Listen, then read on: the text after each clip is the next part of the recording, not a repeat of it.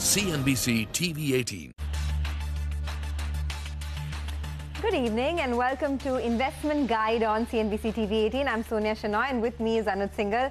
Today we've decided to take a bit of a break from facts and figures that we usually do on Investment Guide and talk about behavioral finance, right, Anuj? Because all successful and wealthy investors have a certain temperament and we're going to find out what that is. Well, Sonia, the difference between the most successful investors and the moderately successful ones or the ones who fail is all in the mind, all in the head.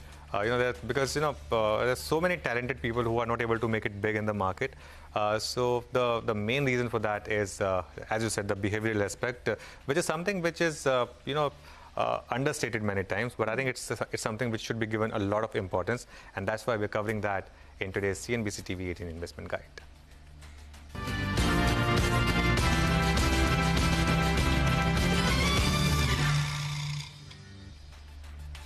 Okay, someone famous said, when a person with money meets a person with experience, the one with experience ends up with the money, and the one with money leaves with experience. So today we have someone who has both, who has 30 years of experience and has made a lot of money, not just for himself, but also for a lot of his investors as well. He'll guide us on how not to lose your money and in fact grow it. Madhu Kela, founder of MK Ventures, is joining us now. One of the nicest individuals that I know on Dalal Street and most successful ones as well. Madhu, thanks a lot for joining us. It's always a pleasure to talk to you. So like I said, you have 30 years of market experience, 30 years of market wisdom. You tell us, it's going to be tough, of course, to summarize it in half an hour, but just tell us how not to lose money in stock markets. So Anuj, first of all, thank you so much for having me. Really appreciate and always pleasure talking to CNBC and particularly to both of you. It's been many years of togetherness in the financial market. So thank you so much for having me. I think the most important retreat, which I would say for investors is when you are in the market, you have to be aware that when you are investing, what is your margin of safety? That, are you only going after the stories? Are you only going after the fashion? Or you have done real fundamental work from all sides to understand that this is the margin of safety which I have. And, over the years I have also learned that you can't only paint a very bullish scenario on your hypothesis. You have to always run a scenario, what if? Supposing, let's say, there is a bullish scenario which I am running in which I get a 50% or 100% return on the stock. But I would always like to run, okay, these are the concerns and these are the points which I have to keep in mind. And if these things fizzle out, this is the kind of money which I can lose. Ultimately, you can't make any money without being able to put some bet. But what is the bet which you are willing to put on the table, and what kind of reward you are looking? So it's always risk versus reward, and I'm not telling you anything new. This is what is being said by many wise investors, and it remains true for hundreds of years, that margin of safety and your fundamental conviction in ideas in which you are investing, that is most important part of making and as well as not losing money. Okay, Madhu, hi, welcome to the show. And I know it's going to be really tough for us to sort of drill it down to just half an hour, but I'm going to try. Let's try and pick 3 or 4 of the key, pearls of wisdom from your end, so to speak. Let's start first with something that you spoke to me about, which is called flexible investing. What does that mean, and how does an investor become flexible in this market? So, Sonia, this is one of the most important thing I have done in my career, and I have essentially experienced that, sometime when you brand yourself that you are only going to do a particular kind of investing. Let's say you say that you are a value investor, or you are a growth investor, or you are a momentum investor, or you will not invest, let's say, in public sector companies, or you will only invest into FMCG company or consumer company. Then I think you in a way lose out flexibility in the markets. Basically, what I am wanting to say, as long as you remain flexible and as long as you remain open to ideas, as long as you remain open to other people, looking at the things the way they are, it provides you enormous opportunity. And in 30 years of my careers, I have seen many cycles. Let's say, for instance, if you have decided that the public sector enterprises do not make money and your mind is closed because they are inefficient, XYZ, governance issues, whatever you may have made up in your mind. If you had the same thought process, you would have missed one of the biggest money-making opportunity between 2002 and 2008.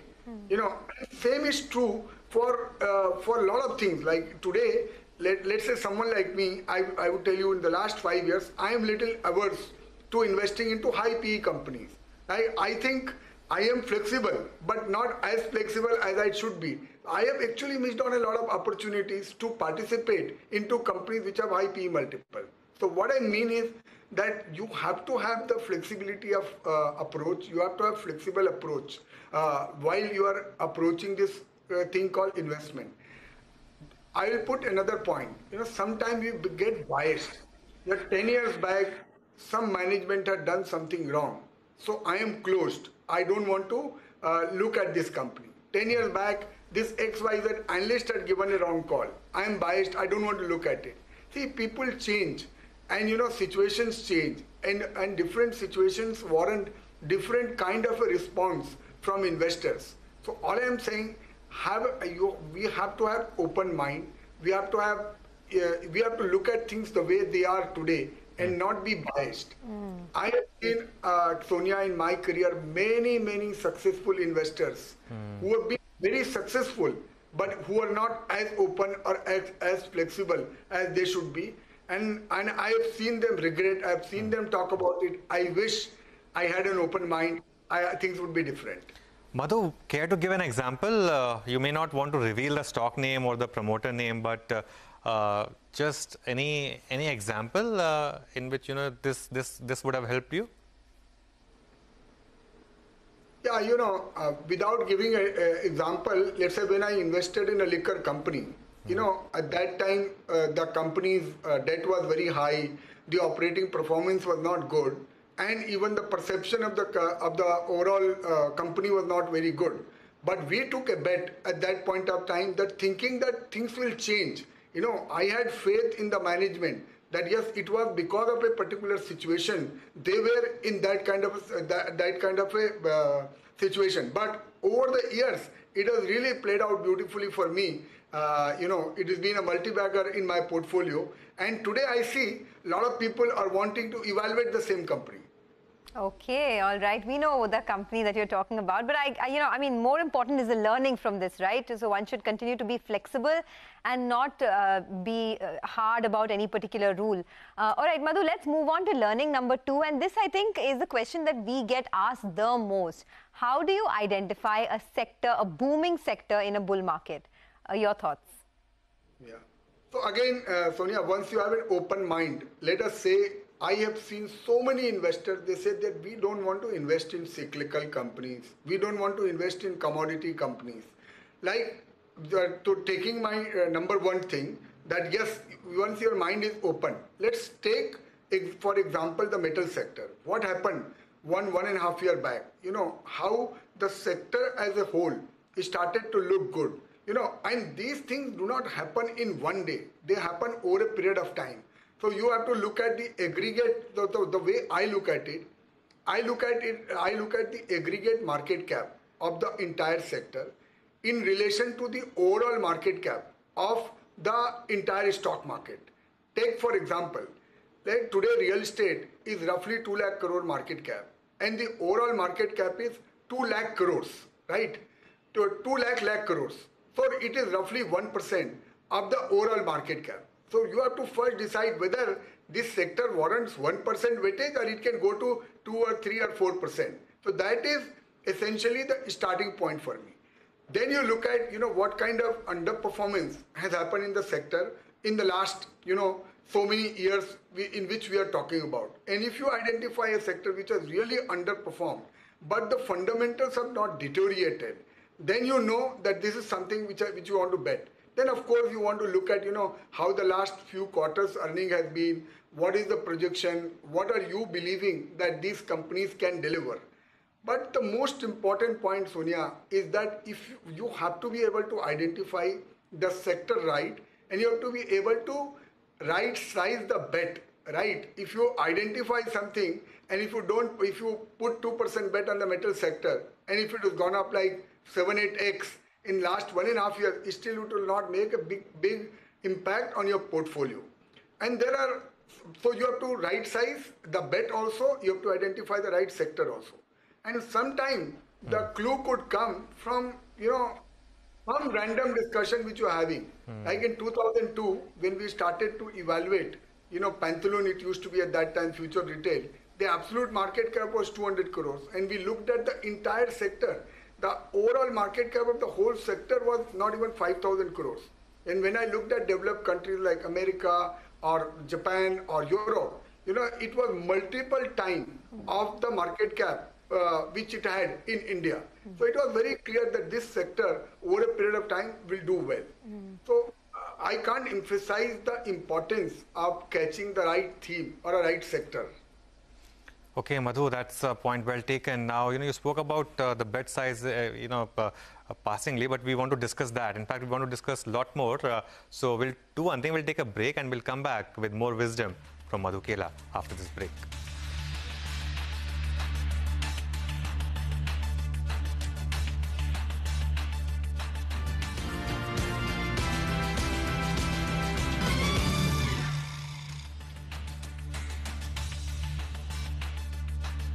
Welcome back. You're watching CNBC TV 18 Investment Guide, and with us is Madhu Kela, and we're discussing some of the important market wisdom and some lessons from Madhu Kela from his successful career. Now, Madhu, you know what?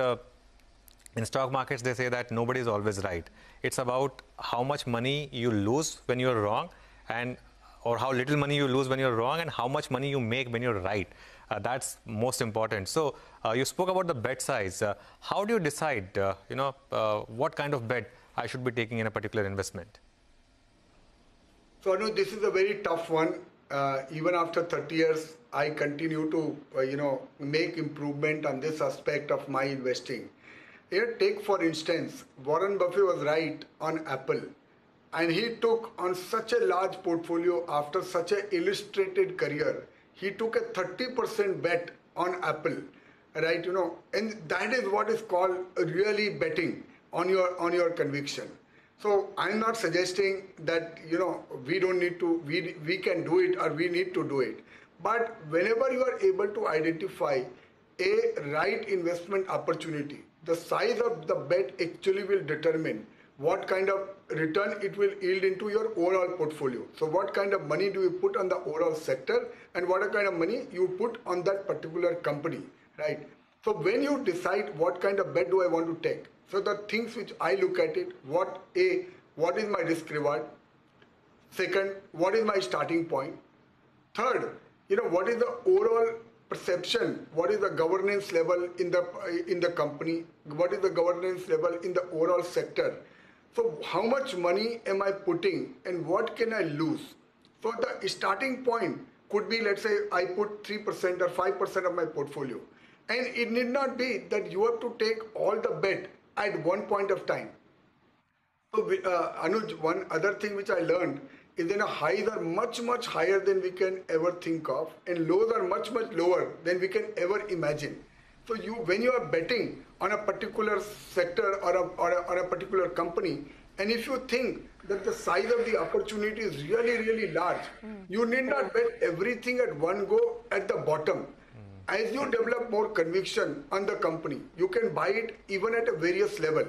But depending on your overall risk appetite, for someone like me, I wouldn't mind if next time if I find a really, really high conviction idea, I may put even 10% of my entire portfolio, 15% of my entire portfolio on the company which has passed all the checklist of my investing, which I spoke: governance, risk reward, proper sector, and the kind of external opportunity which this company is having on the overall market and the overall economy.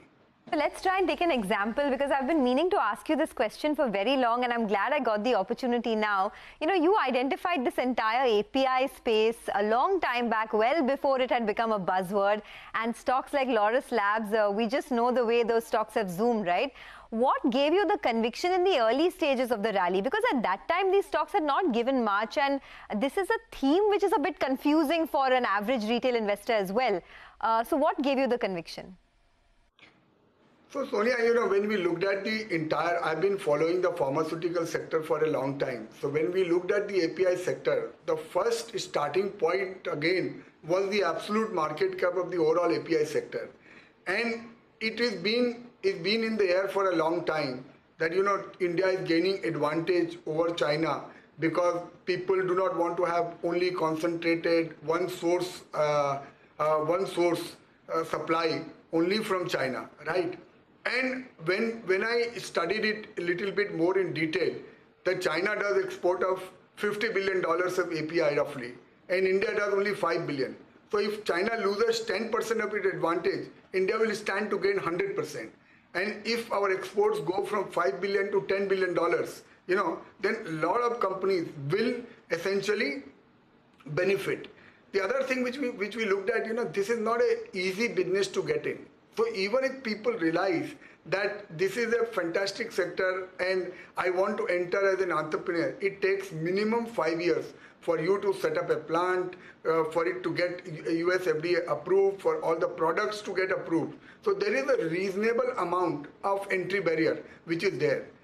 Third thing, you know, when I looked at it, if I am wrong, obviously this will make disproportionate money because the PE multiple for these companies, for the reasons which I've explained to you, will be very, very high.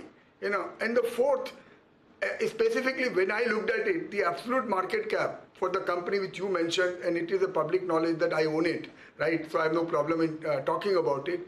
The absolute market cap was so attractive at that point of time that if we went right, it will really make money. The promoter was fantastic, had a track record. So everything was there for the making. So that is the bet which you took. And you know, only in most cases, you have to be early. And when you are early, things will not be clear, because if they are clear, then it will be clear to everyone. So that is the bet which you have to take on your conviction, that I wish I am wrong, and if I wish I am not wrong, I wish I am right, and if I am right, it will really make me a lot of money with my conviction. Okay, that's very well explained. Yes, and you know, as Madhu said, it's public knowledge, the stock that we refer to, and even the you know disclosures were quite clearly there. But Madhu, now let's move on to the next learning, which is cutting through the noise and maintaining focus, because you know there's so much noise, and especially in this age of social media, you know, so much on Twitter, WhatsApp groups, everything. How do you maintain focus? So again, it's a tough one, Anuj, and we also are learning every day. See, you look at it, you know, there are 5,000 companies. There is 10,000 news every day because there are the buyers and sellers in all these companies every day, and that is why the volumes are happening. Right? It is so important for you to really be able to focus on what you know. So essentially, it is all about hitting the loose ball which comes to you and hitting a proper six on it, rather than trying to play every ball which comes in our way. If you're wanting to play every ball which comes your way, you are sure to get out, right? That's a game of cricket, and that's a game of markets. So I am saying it's very, very important to focus on what is core areas of your competency. It is very important to focus on the companies which you know really well, where you have some right to win because of your superior understanding.